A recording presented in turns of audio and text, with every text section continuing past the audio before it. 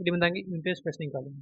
दूरेस्ट one व्यक्ति था जिसने 257 लोन लिया है 8% ब्याज में 5 ईयर के लिए, जिसका लोन अमाउंट 569.10 है, जिसका हम प्रेजेंट वाले निकाल चुके हैं और अब निकालेंगे इंटरेस्ट। उसके लिए हम IPMT फॉर्मूला यूज करेंगे।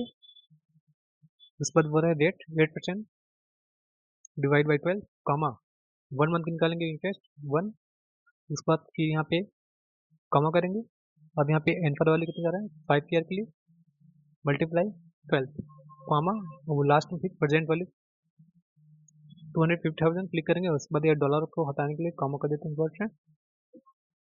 उस वजह से हम लोग निकालेंगे प्रिंसिपल पर मंथ और इंटरेस्ट को जैसे जोड़ें, तो चलिए इसको हम जोड़ेंगे भी। जोड़ने के लिए पहले दोनों सेलेक्ट कर लेते हैं, चलिए फिर हम अलग से जोड़ते हैं। उसके लिए हम इक्वल करके फिर यहाँ पे प्रेजेंट और इंटरेस्ट को प्लस करेंगे, तो देख सकते हैं आंसर उतना ही आ रहा है 569.10।